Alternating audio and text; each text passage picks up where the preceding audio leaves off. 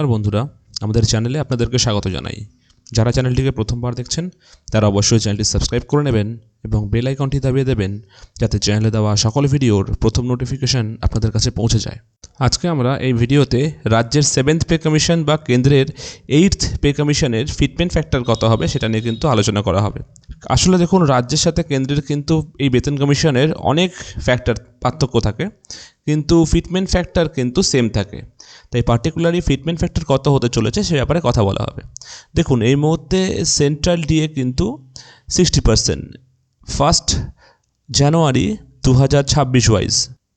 এবার এই যে ডিএ 60% ডিএ, সেটা বেসিকের সাথে মার্চ হয়ে ডিএ 0 অবস্থায় কিন্তু যে কোনো নতুন বেতন কমিশন স্টার্ট হয়। তো 8th পে কমিশন কেন্দ্রে যেটা লাগু হবে 1/1/2026 থেকে, সেই পরিস্থিতিতে ফিটমেন্ট ফ্যাক্টর বা বেতনের যেটা আসল ইনক্রিজ বা যেটাকে বুস্টিং বলা হয়ে থাকে সেটা কী হতে চলেছে সেটা আলোচনা করা যাক। তো মনে করা যাক যে 1/1/2026 ওয়াইজ কোনো কর্মীর পুরনো বেসিক পে 100 টাকা। যেহেতু কেন্দ্রের 1/1/2026-এ 60% ডিএ দেওয়া হচ্ছে, তার মানে এমুলমেন্ট যেটা সেটা কিন্তু আর বেসিক আর ডিএকে যোগ করে এমুলমেন্ট তৈরি হয়, আর নতুন যেটা পে কমিশন স্টার্ট হয়। তাই আমরা সেখানে 60% অফ 100 মানে 60 টাকা মিলে টোটাল আমরা বলতে পারি যে ওল্ড যেটা আমাদের এমুলমেন্ট সেটা কিন্তু 160 টাকা হচ্ছে। এবার যদি আমরা বুস্টিংয়ের কথাটা আলোচনা করি, তাহলে দেখুন, আগের বেতন কমিশনে বুস্টিং হয়েছিল, যেটা রিয়েল ইনক্রিজ বলা হয়ে থাকে, সেটা কিন্তু 14.2% ছিল। এবার যেটা বুস্টিং সেটা কিন্তু সায়েন্টিফিক একটা ক্যালকুলেশনে বলছি 18.75% একটা বুস্টিং হওয়ার কিন্তু প্রবল সম্ভাবনা আছে। আপনি এটাকে একদম নিয়ার অ্যাবাউট সায়েন্টিফিকই ভাবতে পারেন, সব রকম ভেবেচিন্তেই বলা হচ্ছে। তো বুস্টিং 160-র যদি 18.75 যদি আমরা বুস্টিং করি তাহলে 30 টাকা আসছে।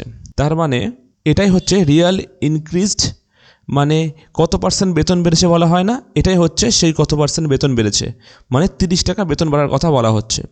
অতএব নতুন যেটা বেসিক পে হবে 1/1/2026 ওয়াইজ, সেটা হচ্ছে আগে 100 টাকা ছিল পুরনো বেসিক পে, তার সঙ্গে ডিএ যোগ করে 60 টাকা, আর বুস্টিং হচ্ছে 30 টাকা, দিয়ে হচ্ছে 190 টাকা। তাহলে এখান থেকে ফিটমেন্ট ফ্যাক্টরটা আমরা পাবো যে পুরনো বেসিক পেকে আমাকে যদি 190 টাকা করতে হয়, তাহলে বাড়াতে হবে কত? তাহলে 100 টাকাকে কত দিয়ে গুণ করলে আমাকে 190 করতে হবে? তাহলে আমরা এখান থেকে পাচ্ছি যে ফিটমেন্ট ফ্যাক্টর যদি 1.9 দিয়ে গুণ করা হয়, তাহলে কিন্তু আমরা পেয়ে যাচ্ছি ফিটমেন্ট ফ্যাক্টর 1.9। অতএব এখান থেকে আমরা মোটামুটি শিওর হতে পারি যে আগের বার থেকে এবারের যে বুস্টিংটা হবে সেটা কিন্তু 18.75-এর মতো হবে। আর যে ফিটমেন্ট ফ্যাক্টর হতে চলেছে 7th পে কমিশন, যেটা নিয়ে আগামী সোমবার আলোচনা করা হবে, সেটা কিন্তু 1.90 ফিটমেন্ট ফ্যাক্টর করা হবে। তো এই ছিল আজকের ভিডিও। ধন্যবাদ।